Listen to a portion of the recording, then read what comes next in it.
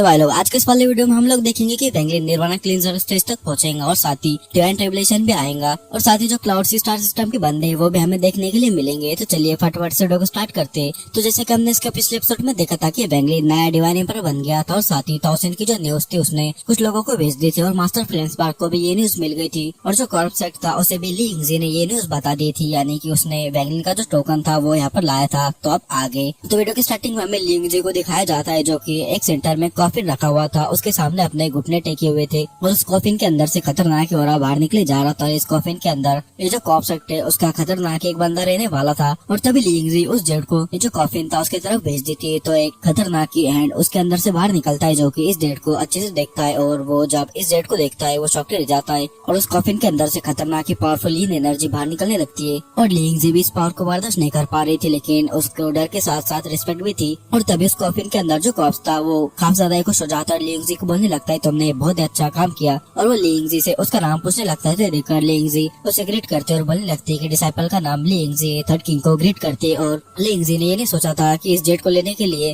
Third king यहाँ पर खुद आ जाएंगे, क्योंकि उसे लगा था इसके अंदर की जो इन्फॉर्मेशन है वो इतनी ज्यादा भी अच्छी नहीं, तो फिफ्थ किंग यहाँ पर आएंगे। लेकिन थर्ड किंग यहाँ पर आ गए थे जिसके की लेजेंड्स काफी खतरनाक थे और तभी वो वॉइस ली यिंगज़ी से बोलने लगती तुमने एक बहुत बड़ा काम किया है, तो अब तुम कॉप्स पिट के 6th फ्लोर पे जाकर अपने लिए कॉप्स को चुन सकती हो। देखकर ली यिंगज़ी काफी ज्यादा एक्साइटेड हो जाती है क्योंकि जो 6th फ्लोर था उसके अंदर काफी सारे लेजेंडरी कॉप्सेस होते थे, यानी कि इनके कॉप्सेट के अंदर एक गड्ढा वगैरह होगा और उसके अंदर कुछ फ्लोर्स होंगे और वहीं पर ही कॉप्स रखे हुए। तो ली यिंगज़ी को 6th फ्लोर मिला था, वहाँ पर से वो एक कॉप्स ले सकती थी और तभी जो थर्ड किंग था वो ली यिंगज़ी से पूछने लगता है इस जेट के अंदर जिस बॉडी का रिकॉर्ड है क्या तुम उसके बारे में जानती हो। तो ये देखकर जो ली यिंगज़ी थी रिस्पेक्ट के साथ बोलने लगती है मुझे इतना पता है कि ये एक एंशिएंट गॉड है। तो देखकर जो थर्ड किंग था वो जोर से हंसने लगता है और बोलने लगता है ये सिर्फ कोई ऑर्डिनरी एंशिएंट गॉड नहीं बल्कि एक 8 स्टार रॉयल एंशिएंट गॉड है और ग्रीडी की वजह से उसकी जो एनर्जी थी वो चेंज होने लगी थी। और सभी डिसाइपल्स ये देखकर काफी ज्यादा खुश हो गए थे और ये जो थर्ड किंग था वो तो अलग ही खुश था। और तभी थर्ड किंग चिल्लाते हैं सभी डिसाइपल्स को बोलने लगता है कि और किंग्स को समन करो और जो कॉप्स पिट है उसके नाइट लेयर को खोलो क्योंकि हमें हर हाल में इस रॉयल एंशिएंट गॉड की बॉडी को चाहिए। लेकिन तभी ली यिंगज़ी इस थर्ड किंग से बोलने लगती ये जो जेड है उसके अंदर की जो इन्फॉर्मेशन है मुझे उसके ऊपर थोड़ा सा डाउट है, लेकिन देखकर जो थर्ड किंग था वो बोलने लगता है इसे वर्मिलियन बर्ड डिवाइन एम्परर ने खुद भेजा है तो ये झूठ नहीं हो सकता और अगर झूठ भी हुआ तो ये पूरे अलायंस के साथ धोखा होगा। लेकिन मैं इसके लिए खुद भी 4 डिवाइन सेट जाऊंगा। और जो ऑल-इन-वन और अलायंस की वॉर थी वो भी इस वजह से रुक जाती है क्योंकि जो मैटर था काफी खतरनाक था और सभी लोग उधर ही जाने वाले थे और इन सब के पीछे जो दिमाग था वो वेंगलिन का था और वेंगलिन अभी वर्मिलियन बर्ड सेट के अंदर अपनी कल्टिवेशन में लगा हुआ था और वेंगलिन को इस टाइम पर पता था उसकी पावर इतनी ज्यादा नहीं है, लेकिन उसको अपने स्पेस को इम्प्रूव करना होगा क्योंकि जो बड़ी फाइट है अब वो आने वाली थी। और वेंगलिन को पूरा यकीन था कि उसने जो जेड भेजा था उस वजह से जो ऑल-इन-वन और कॉप सेट है वो खींचे आएंगे और वेंगलिन ने पहले ट्रिक चल नहीं सकता था और अगर पहले वेंगलिन ने ट्रिक चलता भी तो उसे हट कर दिया जाता, लेकिन वेंगलिन के पास इस टाइम पर अब डिवाइन एम्परर का ओहदा था जिस वजह से वेंगलिन ने सबके सामने इस न्यूज को फैला दिया था और वेंगलिन के ऊपर अब कोई अटैक भी नहीं कर सकता था, यानी कि फुल इन्फॉर्मेशन उसे निकालने के लिए क्योंकि भाई अब वो एक डिवाइन एम्परर था और वेंगलिन अभी एक एंशिएंट गॉड ये सभी को पता चल चुका था, इसलिए वेंगलिन बार पर भी नहीं जा रहा था। लेकिन वेंगलिन सोचने लगता है ताउसेन भाई काफी पावरफुल बंदा है, क्या ये तीनों फोर्सेस मिल कर ताउसेन को रोक पाएंगे या नहीं। लेकिन वेंगलिन बोलने लगता है मुझे अपने दूसरे प्लान के ऊपर भी फोकस करना होगा, ताउसेन खतरनाक है। और हम थंडरटोड को देखते हैं जो कि वेंगलिन के पास वापस आ जाता और इस टाइम पर वो यहाँ पर की जो फ्लेम थी उन्हें आसानी से झेल पा रहा था और इस टाइम पर वेंगलिन का थंडरटोड तो वापस आ गया था, लेकिन वेंगलिन का मॉस्किटो बेस्ट अभी तक नहीं आया था जो की थोड़ी अजीब बात थी। लेकिन वेंगलिन इसके ऊपर ज्यादा ध्यान नहीं देता क्योंकि उसे लगने लगता है की वो कहीं भटक गया होगा या फिर मुझे मार रहा होगा। और तभी वेंगलिन एक सील बनाता है और उसके चेस्ट के अंदर से एक शॉट को बाहर निकालता है जो की वो एडर शॉट थी जो की अपना ग्रेनो बॉल सीट था उसने वेंगलिन के चेस्ट में मारा था और वेंगलिन इस टाइम पर उसे पूरी तरह से बाहर निकाल देता है। और वेंगलिन ने जो इन 3 सालों की कल्टिवेशन की थी वेंगलिन उसे अंदर ही अंदर रिफाइन भी करे जा रहा था, लेकिन ये जो शॉट थी पूरी तरह से रिफाइन नहीं हुई थी और वेंगलिन सोचने लगता है अगर वो इस शॉट को रिफाइन कर लेता है तो वो सेलेस्टियल स्लॉटर आर्ट बड़े आसानी से सीख पाएगा, फिर उसे डर भी नहीं रहेगा कि ऑल्सर उसके बॉडी को कंट्रोल कर ले क्योंकि वेंगलिन ने इसे खुद रिफाइन किया होगा तो ये वेंगलिन का खुद का स्पेल बन जाएगा। और तभी वेंगलिन के राइट आई के अंदर से फ्लेम बाहर निकलने लगती जो की वो जो रेड शॉट थी उसे रिफाइन करने लगती और साथ ही वेंगलिन की जो थंडर ओरिजिन सोल थी वेंगलिन उसकी एसएस एनर्जी को बाहर निकाल देता और उससे रिफाइन करने लगता है और इसे वेंगलिन को टाइम बीतने लगता है। और तभी उसकी जो सेकंड ओरिजिनल सोल थी वो भी अपनी एनर्जी उसमें डालने लगती है और ये तीनों ही मिलकर बड़े आसानी से इस शॉट को मेल्ट करे जा रहे थे, लेकिन ये भी शॉट काफी पावरफुल थी जिस वजह से वेंगलिन को इसके लिए बहुत ज्यादा टाइम लगने लगता है। तो देखकर वेंगलिन अपने एटेनल सेलेस्टियल सीलिंग स्टैम्प के अंदर से मास्टर वर्ड और ऑल्सर के दोनों सोल्स को बाहर निकाल देता है और अभी सभी लोग मिलकर उस शॉट को बड़ी फास्ट तरीके से रिफाइन करने लगते हैं और वेंगलिन को ऐसे ही 12 घंटे बीत जाते हैं और वेंगलिन वो जो शॉट थी उसे पूरी तरह से मेल्ट कर चुका था और वेंगलिन इसे इसे तुरंत ही अपनी जो सेकंड ओरिजिन सोल थी उससे डिवर कर लेता है ताकि वैंगलिन अब इसे यूज कर पाए। और तभी वैंगलिन अपने पास से ईशन गॉड राइडन को बाहर निकालता है जो कि तोसी का था, जो कि ऑलसेर के पास था, लेकिन वैंगलिन ने उसे चुरा लिया था। लेकिन तभी वैंगलिन की आंखों में गिल्टी और सैडनेस आ जाती है और तभी वो खड़ा हो जाता है और यहाँ से डिसअपियर हो जाता है और हमें एक प्लेनेट के ऊपर लिंगर को दिखाया जाता है और उसके सामने 13 था और लिंगर उससे बोल रही थी मुझे अंदर जाने दो। मतलब कि वैंगलिन अभी मान लो कि एक पैलेस के अंदर कल्टिवेशन कर रहा है, लेकिन अपना जो टाशान है उसे बार बार गार्ड कर रहा है और लिंगर वैंगलिन से मिलने के लिए आई है, लेकिन 13 उसे बोलने लगता है मैं तुम्हें जाने नहीं दूंगा। और तभी वैंगलिन यहाँ पर अपेयर हो जाता है तो यह देखकर लिंगर रोते हुए वैंगलिन से बोलने लगते हैं ग्रैंडपा आप ज्यादा टाइम तक जी नहीं पाएंगे, क्योंकि भाई जो ईचेन थे वो अलग ही बन गए थे, सिर्फ सेट थे और वाइन पे जा रहे थे। मतलब कि उन्होंने जीने की इच्छा ही छोड़ दी थी, उनके दोनों ही भाई मारे गए थे इसलिए। और वैंगलिन को भी देखकर गिल्ट होने लगता है और उसकी यही बॉडी नहीं बल्कि जो उसकी ओरिजिनल बॉडी थी उसे भी थोड़ा सा दर्द होने लगता है, क्योंकि वैंगलिन को अब ऐसा लग रहा था कि अगर वो उन भाइयों को नहीं लेकर जाता तो अच्छा रहता। और तभी वैंगलिन वो जो ईचेन थे उनके पास अपेयर हो जाता है और ईचेन वैंगलिन को जब देखते हैं उनकी आंखों में गुस्सा था, लेकिन वो वाइन पीने लगती तो वैंगलिन भी उनके पास बैठ जाता है और वाइन पीने लगता है। और तभी हमें इस टाइम पर कुछ कल्टिवेटर्स को दिखाया जाता है जो कि मॉस्किटो बेस्ट को कंट्रोल कर रहे थे और उनकी बातों से ऐसा लग रहा था कि वो इस स्टार सिस्टम के ही नहीं और उनके पास एक स्टिक थी जिससे कि वो जलाए हुए थे और उसी से उन्होंने जो मॉस्किटो बेस्ट थे उन्हें एक टाइप के नशे में डाल दिया था, जिस वजह से वो उनके ऊपर अटैक भी नहीं कर पा रहे थे। और तभी जो मास्टर ईचेन थे काफी ज्यादा सैड थे, वो वाइन पीने लगते और बोलने लगते कि मेरे दोनों ही भाई मारे गए और मैं बस अकेला ही बच गया। तो वैंगलिन में देखकर जो मास्टर ईचेन थे उनसे बोलने लगता है मुझे आप तीनों को उस वक्त अपने साथ चलने के लिए पूछना ही नहीं चाहिए था। तो मास्टर ईचेन लिंगर को और ज्यादा वाइन लाने के लिए बोलते और वाइन लाने के लिए चली जाती है, लेकिन तभी जो मास्टर ईचेन थे वो बोलने लगते कल्टिवेटर्स हमेशा हेवंस के अगेंस्ट जाते और मौत तो उन्हें आनी थी और तुमने हमें फोर्स नहीं किया था, हम अपनी मर्जी से आए थे। लेकिन वैंगलिन फिर से वाइन पीने लगता है और बोलने लगता है लेकिन फिर भी इसके लिए मैं रिस्पॉन्सिबल था। लेकिन फिर वो बोलने लगता है तुम्हारे भाइयों को एंशिएंट डेविल ताजा ने मारा है ना, तो मैं तुमसे प्रॉमिस करता हूँ कि जल्दी मैं तुम्हें उस एंशिएंट डेविल ताजा को अपने हाथ से मारने का एक मौका दूंगा। तो देखकर जो मास्टर ईचेन थे थोड़ा सा अच्छा फील करने लगते और बोलने लगते क्या सच में ऐसा हो सकता है। तो वैंगलिन भी इसके लिए हाँ बोलता है और वैंगलिन उन्हें एक नर्सरी रिदम सुनाता है, मतलब कि एक कल्टिवेशन टाइप की स्टोरी सुनाता है और बोलने लगता है कि लाइफ एंड डेथ एक जीवन का पार्ट है और लाइफ एंड डेथ तो होती ही रहती, कल्टिवेटर्स हमेशा मरते रहते लेकिन हम उन्हें याद रख पाते, ये एक बड़ी चीज है। मतलब कि तुम्हारे दोनों भाई मारे गए लेकिन उन्हें याद करने के लिए तुम हो। तो देखकर मास्टर ईचेन वैंगलिन से बोलने लगते हैं क्या तुमने लाइफ एंड डेथ समझ लिया। तो देखकर वैंगलिन आगे जा रहा था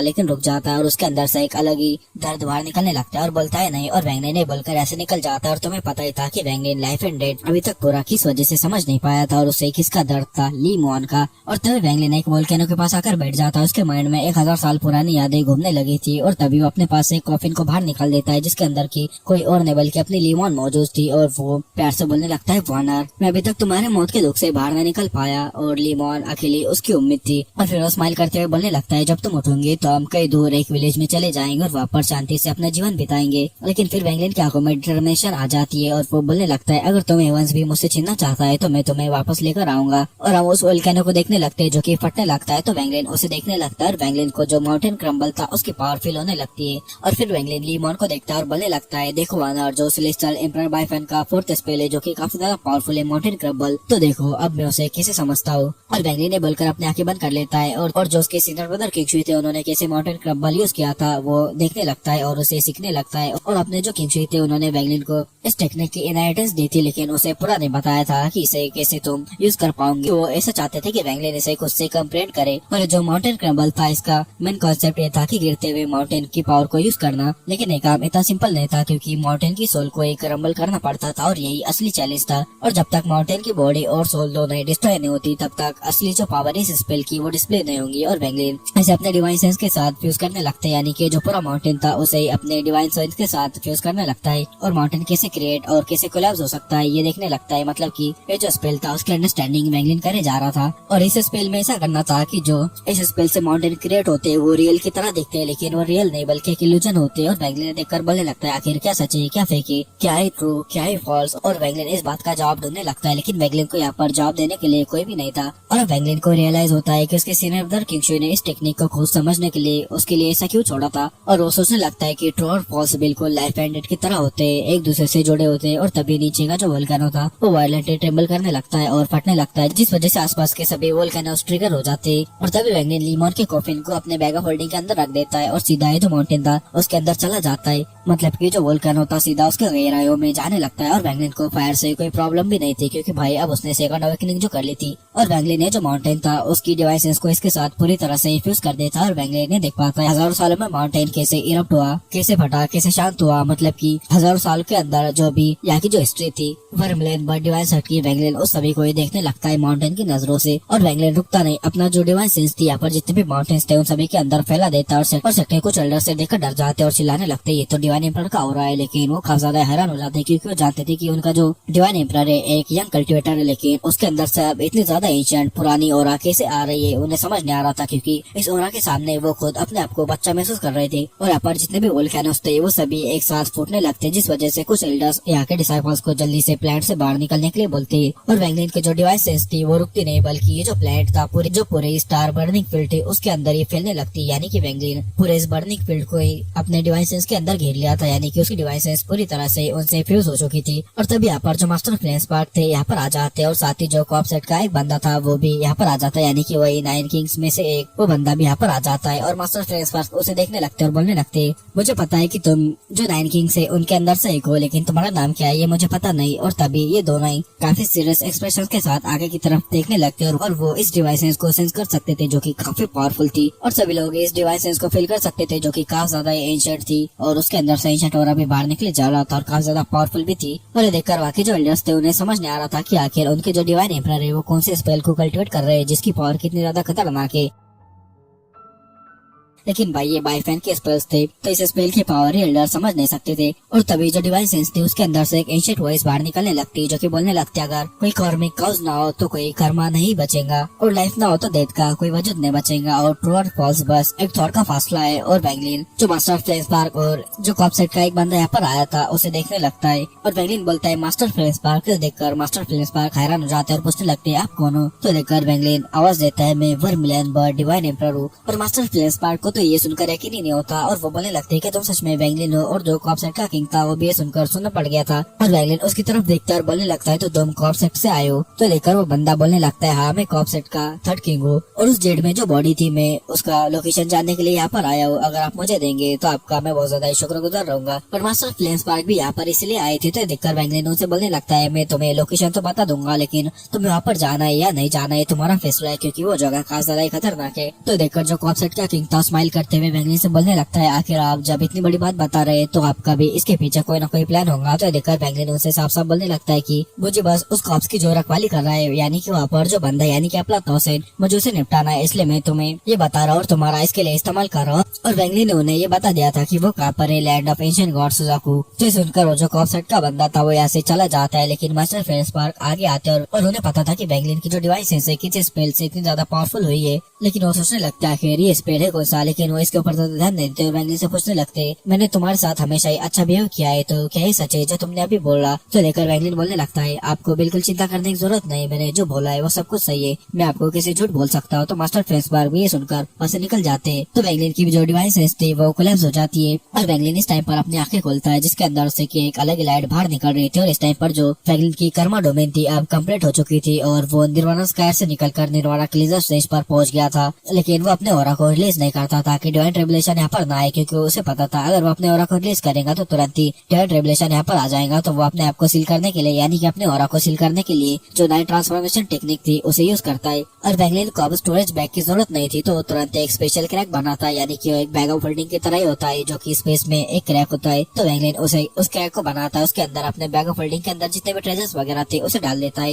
लेकिन तभी जो वैंगलिन का मॉस्किटो बेस्ट था वो खून से सना हुआ यहाँ पर आता है और इस टाइम पर वो काफी ज्यादा इंजर में दिख रहा था। और वैंगलिन जब उसे देखता है तो उसे काफी ज्यादा गुस्सा आ जाता है। तुरंत वैंगलिन काफी सारे पिल्स अपने मॉस्किटो बेस्ट को खिला देता है और जो मॉस्किटो बेस्ट था उसके अंदर से पॉइजनस गैस जैसी कुछ चीज बाहर निकल रही थी। और तभी वैंगलिन उसकी जो मेमोरीज थी उसे चेक करने लगता है और वैंगलिन को सब कुछ पता चल जाता है कि किन बंदों ने मॉस्किटो बेस्ट के साथ ऐसा किया। और वैंगलिन का जो किलिंग इंटेंट था वो फुट पड़ता है और बोलने लगता है इन लोगों की इतनी हिम्मत हो गई, लगता है कि ये लोग मरना चाहते हैं। और इस टाइम पर हम अलायंस के सेंटर एरिया में मलबे में दबे हुए एक स्टारफील्ड को दिखाया जाता है, जहाँ पर की 3 बंदे थे जो कि काफी ज्यादा इंजर्ड थे और उनके पीछे कुछ मॉस्किटो बेस्ट थे जो कि उन्हें फॉलो कर रहे थे, यानी कि इन लोगों ने उन मॉस्किटो बेस्ट को कंट्रोल कर लिया था। और तभी इनमें से एक बंदा बोलने लगता है, यार वो जो मॉस्किटो किंग था वो हमसे बचकर निकल गया, नहीं तो अगर हम उसे पकड़ लेते तो बदले में हमें प्रीशियस हेवंस ब्लाइट लिक्विड मिलता और काफी सारे ट्रेजर्स भी मिलते। लेकिन तभी एक जो बंदा था उसे गुस्सा आता है और चिल्लाते हुए इससे बोलने लगता है, चुप रहो, वो मॉस्किटो किंग जो था वो पक्का किसी पावरफुल कल्टिवेटर का होगा, यानी कि इन्होंने देख लिया था कि मॉस्किटो बेस्ट जो है किसी का पाला हुआ है। और ये बोलने लगते हैं, जो मॉस्किटो बेस्ट रहता है उसे ऐसे अपने कंट्रोल में करना काफी ज्यादा मुश्किल रहता है। अगर वो बंदा यहाँ पर सच में आ गया तो सोचो वो बंदा कितना पावरफुल रहेगा, और अगर वो यहाँ पर आ गया तो हम बचेंगे ही नहीं। और तभी ये तीनों उड़ते एक स्टारफील्ड के डेप के अंदर पहुंच जाते, जहाँ पर की ग्रीन लाइट स्क्रीन का प्रोटेक्शन था। और तभी अपने पास से एक जेट को बाहर निकालते और इस लाइट स्क्रीन से एक वर्टेक्स बन जाता है और सीधा ये उसके अंदर एंट्री ले लेते और मॉस्किटो बेस्ट भी उनके साथ अंदर जाने लगते। और वो जब अंदर पहुंचते तो वो चैन की सांस लेते और यहाँ पर लगभग 100 कल्टिवेटर और 3 एल्डर्स बैठे हुए थे। और वो 3 एल्डर्स जब इन मॉस्किटो बेस्ट को देखते तो वह हैरान हो जाते और वो बोलने लगते, तुमने इतने खतरनाक मॉस्किटो बेस्ट को कैसे पकड़ कर ला लिया। तो ये तीनों ही बंदे मॉस्किटो बेस्ट के बारे में सभी को बता देते हैं, लेकिन एक जो एल्डर था वो बोलने लगता है, उस मॉस्किटो बेस्ट का एक मास्टर था, अगर वो यहाँ पर आ गया तो हमें इससे खतरा हो सकता है, क्योंकि मॉस्किटो बेस्ट को इतने आसानी से कंट्रोल नहीं किया जा सकता और जिस बंदे ने उन्हें कंट्रोल किया होगा वो बिल्कुल भी कम पावरफुल तो नहीं होगा, तो हमें जल्दी से ऐसे निकलना चाहिए। लेकिन एक जो एल्डर था वो सोचने लगता है, जो फॉर्मेशन है रैंक एट सेक्ट ने उन्हें दिया है तो कोई भी इसे इतने आसानी से तोड़ नहीं सकता, और भले ये जो मॉस्किटो बेस्ट है उसका ओनर निर्वाण शाटर स्टेज का भी क्यों ना हो, उसे भी ये तोड़ने के लिए काफी ज्यादा प्रॉब्लम होंगी और इतने आसानी से तो तोड़ नहीं पाएंगे। और जब तक तो हम क्लाउड से स्टार सिस्टम वापस भी चले जाएंगे। उन्हें देखकर वो जो तीनों ही बंदे थे वो काफी ज्यादा खुश थे और वो सोचने लगते जब वो जो मॉस्किटो बेस्ट का ओनर यहाँ पर आएगा और हमें ऐसे देखेगा तो उसे देखने में कहे तो मजा आएगा, वो हमारा कुछ बिगाड़ भी नहीं पाएगा। लेकिन भाई इन्हें वैंगलिन के बारे में पता ही नहीं था और इस टाइम पर वैंगलिन बड़ी स्पीड में इधर की तरफ ही आए जा रहा था। और वैंगलिन ने जो मॉस्किटो बेस्ट के मेम्बर्स के अंदर देखा था उससे वैंगलिन को काफी ज्यादा गुस्सा आ गया था और वैंगलिन का सीधा सा वसूल था, अगर उसे कोई चढ़ता नहीं तो अभी कुछ नहीं करता, लेकिन कोई कुछ करता है तो वैंगलिन उसे बिल्कुल नहीं छोड़ता। और वैंगलिन इस टाइम पर निर्वाणा क्लींजर स्टेज पर पहुंच चुका था और डिवाइन रेवलेशन का भी टाइम हो चुका था और जो उसके 9 मिस्टीरियस ट्रांसफॉर्मेशन टेक्निक उसने अपने ऑरा को हाइड करने के लिए यूज किया था अब वो भी लूज होने लगी थी। और इस टाइम पर वैंगलिन के आसपास जो माउंटेन्स थे उनके भी इमेजेस थे, यानी कि ये माउंटेन क्रम्बल की पावर थी जो कि वैंगलिन के आसपास अभी घूमे जा रहे थे और इसके अंदर से खतरनाक एनर्जी बाहर निकले जा रही थी। और वैंगलिन और मॉस्किटो बेस्ट बड़ी स्पीड में फ्लाई करते हुए आगे जाए जा रहे थे और वैंगलिन इस टाइम पर मॉस्किटो बेस्ट को कई सारे पिल्स वगैरह भी खिला देता है ताकि उसकी इंजरी जल्द से जल्द हील हो सके। और वैंगलिन देख पाता है कि मॉस्किटो बेस्ट की स्पीड काफी ज्यादा कम है, तो तुरंत ही वैंगलिन उसके ऊपर एक तालिस्मान को लगा देता है जो कि स्पीड बढ़ाने का था, जिस वजह से मॉस्किटो बेस्ट की स्पीड काफी ज्यादा ही खतरनाक हो जाती है और वो बड़ी स्पीड में आगे जाने लगता है। वैंगलिन उसके ऊपर बैठा हुआ था और हमें अलायंस के अंदर कुछ कल्टिवेटर्स को दिखाया जाता है जो कि आस पास हो रहे थे और जो मॉस्किटो बेस्ट था उनके पास से इतने खतरनाक स्पीड में पास होता है कि वो तो देख भी नहीं पाते, बस वो एक हवा की झोंकी को सेंस कर पाते। और तभी वैंगलिन और उसका मॉस्किटो बेस्ट वो जो मलबे भरी स्टार फील्ड थी वहाँ पर आ जाती और तभी मॉस्किटो बेस्ट यहाँ पर जितने भी मलबे वगैरह थे उसे तोड़ना शुरू कर देता है। तो देखकर वो जो एल्डर्स थे यानी कि इस फॉर्मेशन के अंदर उन्हें समझ आ जाता है और वो बोलने लगते कुछ तो गड़बड़े। और यहाँ पर 2 एल्डर्स और कुछ कल्टिवेटर्स थे जो कि फॉर्मेशन को बना रहे थे ताकि उन्होंने ये जो मॉस्किटो बेस्ट चोरी किए वो जल्द से जल्द यहाँ से निकल सके, क्योंकि वो जानते थे उनका ओनर पावरफुल होगा तो वो बिल्कुल भी रिस्क लेना नहीं चाहते थे। लेकिन तभी वहाँ पर खड़े जितने भी मॉस्किटो बेस्ट थे वो अचानक से क्रेजी हो जाते और वो जोर जोर से चिल्लाने लगते हैं, जिस देखकर उन एल्डर को समझ आ जाता है लगता है कि वो जो बंदा यहाँ पर पहुंच चुका है यानी कि उन मॉस्किटो बेस्ट का ओनर। और तभी मॉस्किटो बेस्ट भी उनकी आवाजों को पहचान जाता है और तुरंत ही मॉस्किटो बेस्ट वो जो बैरियर था उसे नजर आ जाता है और पूरी ताकत से अपनी पूरी पावरफुल अटैक उसके ऊपर यूज करता है, सीधा जाकर उसे टक्कर ही मार देता है। लेकिन इस वजह से मॉस्किटो बेस्ट पीछे खिसका आ जाता है, लेकिन उस फॉर्मेशन को बिल्कुल भी कुछ नहीं होता तो देखकर वैंगलिन को गुस्सा आ जाता है और पहले तो मॉस्किटो बेस्ट को संभालता है। अगर वैंगलिन ऐसा नहीं करता तो मॉस्किटो बेस्ट इंजर हो जाता, लेकिन वैंगलिन को इनके ऊपर गुस्सा आ गया था और वो चिल्लाते हुए बोलने लगता है कि तुम लोग मरना ही चाहते हो। और वैंगलिन अपनी फायर एनर्जी से सीधा इस फॉर्मेशन के ऊपर अटैक करने लगता है, लेकिन वो जो एल्डर्स थे वैंगलिन की पावर को देखकर हंसने लगते और बोलने लगते हैं तुम जैसा छोटा सा बच्चा हमें ये बोलने की हिम्मत करता है। तो देखकर वैंगलिन जो कि उसने उसके ऊपर से लगा कर रखी थी अपनी कल्टिवेशन को रोकने के लिए वैंगलिन उसे रिलीज कर देता है, जिस वजह से वैंगलिन की जो निर्वाणा क्लींजर की कल्टिवेशन थी वो रिवील हो जाती है और तुरंत ही आसमान में ब्लैक क्लाउड्स जमा हो जाते हैं जिनके अंदर से डिवाइन ट्रिब्यूलेशन बाहर निकलने वाली थी। और वैंगलिन का जो किलिंग इंटेंट था वो खतरनाक था, लेकिन ये एल्डर्स जब डिवाइन ट्रिब्यूलेशन को देखते हैं उनकी तो फट जाती है और वो बोलने लगते हैं डिवाइन ट्रिब्यूलेशन। और तभी जो डिवाइन ट्रिब्यूलेशन थी वो एक जगह पर गैदर हो जाती है और सीधा रेड लाइटिंग से वैंगलिन के ऊपर अटैक कर देती है। और वो जो एल्डर्स थे वैंगलिन को देखते हैं बोलने लगते हैं आखिर ये पर्सन है कैसा जो कि किसी अननोन मेथड का यूज कर सीधा डिवाइन ट्रिब्यूलेशन को अटैक कर लिया। और जैसे ही वो रेड लाइटनिंग डिवाइन ट्रिब्यूलेशन की वो वैंगलिन के ऊपर गिरती है, वैंगलिन बस उसे अपने हाथ से पकड़ता है और सीधा मसल लेता है। और ये जो डिवाइन ट्रिब्यूलेशन थी वो रेड लाइटनिंग खत्म हो जाती है। और वो जो एल्डर थे वो देखकर काफी ज्यादा शॉक रह जाती है कि वैंगलिन ने बस अपने हाथ से डिवाइन ट्रिब्यूलेशन को खत्म कर दिया। मतलब कि ये जो एल्डर थे वो बेसर नहीं कर सकते थे। और वैंगलिन ने जिस रेड लाइटनिंग को एकदम कोलैप्स कर दिया था उसे फिर से पकड़ और सीधा ये जो ग्रीन लाइट शील्ड थी उसकी तरफ फेंक देता है ताकि ये जो बैरियर है वो टूट पाए। और जब ये तीनों एल्डर्स से देखते हो काफी ज्यादा शॉक रह जाते हैं और वो बोलने लगते हैं ये कोई ऑर्डिनरी कल्ट्यूटर नहीं है। लेकिन जो ग्रीन स्क्रीन थी इस लाइटनिंग से उससे ज्यादा फर्क नहीं पड़ता। तो देखकर वैंगलिन बोलने लगता है अच्छा ऐसा है तो इस ग्रीन स्क्रीन को तोड़ने के लिए मुझे जितने भी डिवाइन ट्रिब्यूलेशन इसके ऊपर डालनी पड़े 100 1000 लाख जितनी भी डालनी पड़े मैं इसे आज तोड़ कर ही रहूंगा। और तभी जो डिवाइन ट्रिब्यूलेशन थी वो 9 लाइटनिंग तो वैंगलिन के ऊपर अटैक करने के लिए भेज देती है। तो देखकर वैंगलिन सीधा वो जो लाइटनिंग थी उसके ऊपर ही चार्ज कर जाता है और अपने एंशिएंट थंडर ड्रैगन की सोल को बाहर निकालता है और एक रोर करता है, जिस वजह से वो जो 9 लाइटनिंग्स थी वो एक जगह पर ही रुक जाते हैं और वैंगलिन जाकर उन्हें डेवर कर लेता है। लेकिन वैंगलिन ऊपर की तरफ देखता है और बोलने लगता है क्या बस तुम्हारे पास इतनी पावर है। और नीचे खड़े वो जो 3 यूथ थे यानी कि वो यूथ कल्टिवेटर जिन्होंने मॉस्किटो बेस्ट को पकड़ कर लाया था वो काफी ज्यादा शौक रह गए थे ये देखकर। और उन्हें समझ आ गया था कि भाई उन्होंने अब एक पागल बंदे से पंगा ले लिया है तो उन्हें जल्दी से ऐसे निकलना होगा। और वो जो दोनों एल्डर थे वो तो डर के मारे पसीना पसीना हो जाते और वो बोलने लगते जल्दी करो जल्दी से फॉर्मेशन को बनाओ। तो देखकर बाकी के सारे कल्टिवेटर से देखकर फॉर्मेशन बनाना स्टार्ट कर देते हैं क्योंकि वो किसी भी तरह से इस अलायंस स्टार सिस्टम से भागना चाहते थे। और तभी देखकर डिवाइन ट्रिब्यूलेशन एक पर्पल लाइटनिंग को वैंगलिन के ऊपर फेंक कर मारता है, जिस देखकर वैंगलिन एक स्माइल करता है और तुरंत ही उसे पकड़ लेता है। यानी कि वैंगलिन को लाइटनिंग से बिल्कुल फर्क नहीं पड़ा था। लेकिन ये देखकर जो डिवाइन ट्रिब्यूलेशन थी उसे काफी ज्यादा गुस्सा आ जाता है और वो जो पर्पल लाइटनिंग थी उसकी वैंगलिन के ऊपर बारिश कर देती है। और जो डिवाइन ट्रिब्यूलेशन थी उनका एक लाइट बॉल ही बन जाता है जो सीधा वैंगलिन के ऊपर अटैक करने के लिए चार्ज हो जाता है। और वैंगलिन जब देखता है तो इस वजह से वो थोड़ा पीछे पुश बैक होता है। लेकिन वैंगलिन के फेस के ऊपर एक स्माइल थी और वो बोलने लगता है थोड़ा और वैंगलिन की आंखों में इस टाइम पर हम मैडनेस को देख सकते थे। और तभी जो क्लाउड्स थे उनके अंदर से 7 कलर लाइटनिंग बाहर निकलती है जो कि काफी ज्यादा खतरनाक थी। और जैसे ये लाइटनिंग यहाँ पर गिरती है वैंगलिन उस थंडर बॉल को और इस लाइटनिंग को सीधा वो जो ग्रीन स्क्रीन थी उसके ऊपर फेंक कर मारता है, जिस वजह से वहाँ पर के जो लोग थे वो तो डर के मारे चीखने लगते हैं। और तभी एक एल्डर चिल्लाकर बोलने लगता है फॉर्मेशन को तुरंत ही ओपन करो। और दोनों एल्डर्स अपनी जो ओरिजिनल सोल थी उसको स्क्रीन के साथ ही मर्ज कर देते ताकि ये जो स्क्रीन है उस डिवाइन ट्रिब्यूलेशन के पावर के सामने भी स्टैंड कर पाए। लेकिन जैसे भाई वो लाइटनिंग बॉल उससे टकराता है, हेवन शेकिंग एक्सप्लोजन होता है और वो जो ग्रीन स्क्रीन थी पूरी तरह से शैटर हो जाती है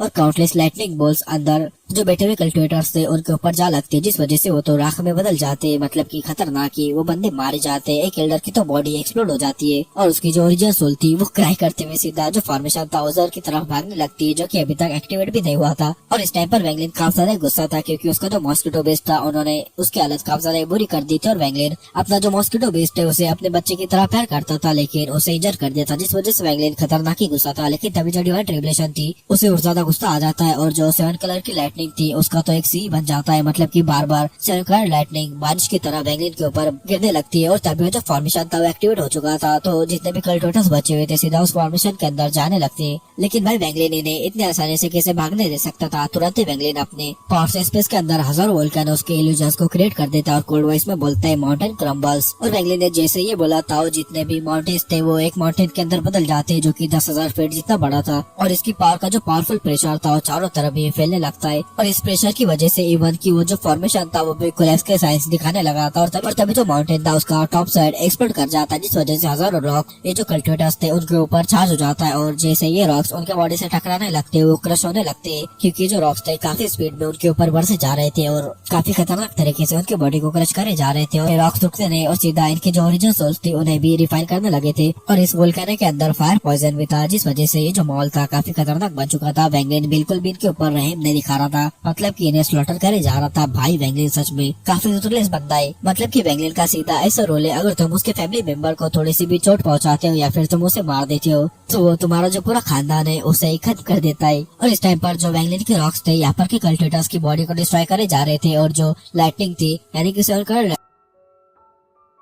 लाइटनिंग वो तो सीधा इनके ओरिजिनल सोल जो थे उन्हें भी खत्म करे जा रही थी। वैंगलिन ने यहाँ पर स्लॉटर में जाकर रख दिया था और तभी जो माउंटेन था उसके अंदर से लावा बाहर निकलने लगता है और तभी जो 7 कल्टिवेटर्स ऐसे भागने का ट्राई कर रहे थे वो वहीं पर ही मारे जाते। और यहाँ पर जितने भी कल्टिवेटर्स थे वो सभी लोग ही लगभग मारे ही जा चुके थे। बस कुछ हाई कल्टिवेशन लेवल वाले बंदे थे जो की अभी भी इस माउंटेन के लावा के अंदर स्ट्रगल करे जा रहे थे, लेकिन उनका बचना भी मुश्किल था। और तभी जो मॉस्किटो किंग था वो सीधा इस लावा के अंदर ही घुस जाता है तो वैंगलिन ने देखकर उसकी जो फायर पावर थी उसे खत्म कर देता है और अपना जो मॉस्किटो बेस था वो चिल्लाते हुए उसके जितने भी प्रजाति उन्हें लेकर यहाँ से आगे निकल जाता है, यानी कि वेंगलिन के साइड आ जाता है। लेकिन ये मॉस्किटो भी भाई बड़े खतरनाक थे, वेंगलिन की तरह रूथलेस थे। वो भी इन बंदों को निपटाना स्टार्ट कर देते, सीधा इन्हें पूरी तरह से सोके जा रहे थे। और तभी जो दो एल्डर्स थे वो देखकर ऐसे भागने लगते फॉर्मेशन से, जल्दी से ऐसे क्लाउड से निकलना चाहते थे। लेकिन वेंगलिन ने देखकर जोर से चिल्लाता है माउंटेन फर्स्ट क्रम्बल। मतलब की भाई वेंगलिन ने अपने माउंटेन क्रम्बल की पावर अभी तक यूज भी नहीं की थी पूरी तरह से, और अब वेंगलिन का था माउंटेन फर्स्ट क्रम्बल। और वेंगलिन ने जैसे ये बोला था उसके माउंटेन के अंदर से काफी ज्यादा खतरनाक लावा सीधा वो जो फॉर्मेशन था उसके ऊपर जाकर गिरता है, जिस वजह से फॉर्मेशन ही जलकर पूरी तरह से शटर हो जाता है, पूरी तरह से खत्म हो जाता है। और वो जो एल्डर था ये देखकर उसकी जो ओरिजिनल सोल थी वो तो अलग ही हो जाती है। वो कपते में बोलने लगता है नो, लेकिन अब वो क्या ही कर सकता था, उसकी ओरिजिनल सोल भी जलने लगती है, उसके अंदर फायर पॉइजन जाने लगता है। तो देखकर वो वेंगलिन की तरफ मैडनेस से दिखता है और वेंगलिन से बोलने लगता है अगर मैं मरूंगा तो तुम्हें भी साथ में लेकर मरूंगा। और एल्डर खुद को सेल डिस्ट्रक्ट करने वाला था, और जैसे ये सेल डिस्ट्रक्ट करने वाला था तुरंत ही वेंगलिन बोलता है स्टॉप। और वेंगलिन के बोलते के साथ ही वो जो बंदा था एक जगह पर स्टॉप हो जाता है और वेंगलिन वहाँ पर जाता है। और वेंगलिन से ये एल्डर ज्यादा पावरफुल था और इस वजह से वेंगलिन को एक ब्लैकलिस्ट झेलने के लिए मिलने वाला था। लेकिन वेंगलिन उसे अपने कर्म वेब से काउंटर कर देता है और सीधा इस एल्डर की ओरिजिनल सोल को अपने स्टोरेज स्पेस के अंदर फेंक देता है। और ये देखकर एक जो बचा हुआ एल्डर था वो तो कांपने लगता है, वो बेहोशी की हालत में चला जाता है। उसे इतना ज्यादा डर लगने लगा था, वो तुरंत ही ऐसे भागने लगता है। लेकिन तभी वेंगलिन बोलता है माउंटेन सेकंड क्रम्बल। और वेंगलिन की यही लिमिटेशन थी, मतलब कि वेंगलिन माउंटेन को बना सकता था और बस 2 ही क्रम्बल कर सकता था। और ये माउंटेन क्रम्बल किंगशु की जितना तो पावरफुल नहीं था, लेकिन इन कल्टिवेटर्स को खत्म करने के लिए ये काफी था। और इस टाइम पर काफी ज्यादा लावा बाहर निकलने लगता है और वेंगलिन इससे एक लावा का रिवर बना लेता है। और तभी वेंगलिन अपने इस लावा के लेक को सीधा जो एल्डर था उसकी तरफ फेंकर मारता है। लेकिन तभी वेंगलिन का ध्यान थोड़ा सा भटक जाता है, क्योंकि वो देखता है आसमान में, यानी कि डिवाइन रेवलेशन के ऊपर, जहाँ पर क्यों देख पाता है फायर को, यानी कि अब फायर का डिवाइन रेवलेशन भी नीचे गिरने वाला था। और वेंगलिन के देखकर जो एक्सप्रेशन थे बिल्कुल ही काम थे, क्योंकि फायर उसके लिए अब कुछ भी नहीं थी। और तुरंत वो फायर रेवलेशन वेंगलिन के ऊपर गिर जाती है। लेकिन वेंगलिन ने देखकर अपना जो फायर रेड आर्मर था उसे पहन लेता और इस आर्मर के ऊपर जैसे वो फ्लेम आकर लगती है वो तुरंत ही एब्जॉर्ब हो जाती है। इस आर्मर के द्वारा सीधा आर्मर इसे पूरी तरह से एब्जॉर्ब कर लेता है और वेंगलिन सीधा आसमान की तरफ देखने लगता है जैसे कि वो डिवाइन रेवलेशन को चैलेंज कर रहा हो। और जब भी डिवाइन रेवलेशन आता था वेंगलिन की जो हालत थी काफी ज्यादा खराब हो जाती थी जब भी उसे ये फेस करता था। लेकिन इस टाइम पर अलग था, वेंगलिन अब इतना कमजोर नहीं था कि डिवाइन रेवलेशन से इतनी आसानी से हार जाए। और अब वो चाहता था कि इसके अंदर की यानी कि डिवाइन रेवलेशन के अंदर की जो फायर और थंडर है उसे भी वो कंट्रोल कर ले। और वेंगलिन ऊपर की तरफ देखता है और क्लाउड्स को चैलेंज करने लगता है, उसको चैलेंज करने लगता है। तो देखकर जो एवंस था उसे गुस्सा आने लगता है। लेकिन वेंगलिन उसे चिल्लाते हुए बोलने लगता है तुम्हारे पास बस फायर लाइटनिंग और इल्यूजन की पावर है क्या बस हेवन ये नहीं दिखा सकता है। लेकिन इस टाइम पर जो हेवंस था उसे सच में काफी ज्यादा गुस्सा आ जाता है। वो अपना प्रेशर यानी कि अपना माइंड वेंगलिन के ऊपर भेजने लगता है, जिस वजह से वेंगलिन को इस प्रेशर के नीचे खड़े होने के लिए थोड़ी प्रॉब्लम होने लगती है। लेकिन वेंगलिन फिर भी अपनी नजर नीचे नहीं झुकाता बल्कि ऊपर ही देखने लगता है। लेकिन तभी वेंगलिन अपना जो बर्निंग रिवार्ड था उसे अपने पास बुलाता है और उसके अंदर वो जो एल्डर था उसकी ओरिजिनल सोल और उसकी बॉडी मौजूद थी। लेकिन जैसे उसकी ओरिजिनल सोल वेंगलिन को देखती है वो अपने हाथों से एक सील बनाता है और बोलने लगता है मेरे हाथों मारने के लिए तैयार हो जाओ, और चिल्लाकर वेंगलिन के ऊपर अटैक करने के लिए बढ़ा था। लेकिन तभी वेंगलिन अपने हाथ से एक हैंडप्रिंट बनाता है और उस एल्डर के ऊपर फेंकर मारता है। और इस हैंडप्रिंट को जब एल्डर देखता है वो शॉकली रह जाता है और वो बोलने लगता है ये तो रैंक 9 गॉड सेक्टर का वार स्प्लिट प्रिंट है, यानी कि ये वही अटैक था जिसने की सेलेस्टियल रियल्म को कोलैप्स किया था और वेंगलिन ने इसे डीमन स्पिट लैंड में अभी यूज भी किया था। और तभी जो एवंस था उसके तरफ से खतरनाक लाइटनिंग वेंगलिन के ऊपर आने लगते और एक खतरनाक प्रेशर वेंगलिन के ऊपर पड़े जा रहा था। लेकिन वेंगलिन ने देखकर गुस्से में रोर करता है और आगे की तरफ देखकर बोलता है mountain crumbles destroy the Evans. और उसके बोलते के साथ ही उसका जो माउंटेन था सीधा वो जो क्लाउड था उसके अंदर पुश हो जाता है। लेकिन भाई एवंस का प्रेशर इतना ज्यादा था कि वो जो माउंटेन था धीरे धीरे कर टूटने लगता है और धूल में बदल जाता है। लेकिन ये देखकर वेंगलिन अपनी स्पीड बिल्कुल भी कम नहीं करता, सीधा वो जो क्लाउड थे उसके ऊपर ही पहुंचने लगता है। और इस टाइम पर वेंगलिन का जो आर्मर था उसकी जो हड्डियां वगैरह थी उसके टूटने की आवाज आई जा रही थी, लेकिन वेंगलिन रुकता नहीं, सीधा ऊपर ही चार्ज करता रहता है। और इस टाइम पर माउंटेन जो था पूरी तरह से खत्म हो चुका था, लेकिन माउंटेन की जो सोल थी अभी भी वेंगलिन के हाथ में एक फ्लेम में बनी हुई थी। और तभी वेंगलिन इस सोल से भी एवंस के ऊपर अटैक कर देता है, लेकिन एवंस के प्रेशर के सामने भी टिक नहीं पाता, ये भी मारा जाता है, यानी कि माउंटेन की सोल भी निपट जाती है। तो देखकर वेंगलिन को बहुत ज्यादा गुस्सा आ जाता है। वो लेफ्ट आई के अंदर से अपनी फायर को बाहर निकालता है, अपने लेफ्ट हैंड के अंदर उसे गैदर कर देता है और एक फायर बॉल को बना देता है और सीधा जो अपनी राइट आई थी उससे भी सेव करता है, थंडर बॉल को बना लेता है, थंडर बाहर निकालता है और एक बड़े से बॉल को बना लेता है और सीधा इन दोनों बॉल्स को पकड़कर ऊपर की तरफ चार्ज हो गया था। और वेंगलिन ऊपर चार्ज करते करते बोलने लगता है हेवंस की थंडर एंशिएंट थंडर ड्रैगन के ऑर्डर को मानो और यहाँ पर गैदर हो जाओ। और तभी ये बोलते के साथ ही उसके पीछे एक जायंट ड्रैगन दिखाई देने लगता है जो कि उसकी ओरिजिनल सोल का था। और इस वजह से जो हेवंस के कंट्रोल में थंडर था वो भी वेंगलिन के पास आकर गैदर होने लगता है। लेकिन फिर भी वेंगलिन रुकता नहीं और बोलने लगता है मैं डिवाइन रेवलेशन को मानता नहीं, हेवंस को मानता नहीं, अगर हेवंस मुझे निपटाना चाहता है तो मैं हेवंस को ही निपटा दूंगा। और फिर वो सेकंड कमांड देते हुए बोलने बोलने लगता है हेवंस की फायर मेरे ओवर मिलियन बट के ऑर्डर को मानो और यहाँ पर आकर गैदर हो जाओ। और बैंगलिन ने जैसे ही बोला था ऊपर जो जितनी भी फायर वगैरह थी वो सीधा बैंगलिन का जो हैंड था उसके अंदर आकर गैदर होने लगती है। और एक हाथ में फायर थी, एक हाथ में थंडर था और बैंगलिन इसे लेकर चार्ज करने जा रहा था सीधा हेवंस के ऊपर, सीधा जो रेड क्लाउड्स थे उनके अंदर। लेकिन तभी क्लाउड्स के अंदर से ब्लड मिस्ट बाहर निकलने लगती जो कि 5th डिवाइन रेवलेशन थी। लेकिन बैंगलिन बिल्कुल भी रुकता नहीं, ऊपर की तरफ ही चार्ज करता है और बैंगलिन 10,000 फीट के पास पहुंच जाता है और वो ब्लड मिस्ट उससे जाकर टकरा जाती है। तो फिर इसी के साथ इस वीडियो को यहीं पर एंड करते हैं और हम इसके नेक्स्ट पार्ट में देखेंगे आखिर क्या बैंगलिन इस डिवाइन रेवलेशन से बच पाता है या फिर मारा जाता है या फिर कोई यहाँ पर थर्ड स्टेप का बंदा फिर होता है। तो इसके नेक्स्ट पार्ट के लिए तुम इस वीडियो पर 2K लाइक्स और 500 कमेंट्स कंप्लीट करवा दो तो तुम्हें नेक्स्ट पार्ट जल्द से जल्द देखने के लिए मिल जाएगा।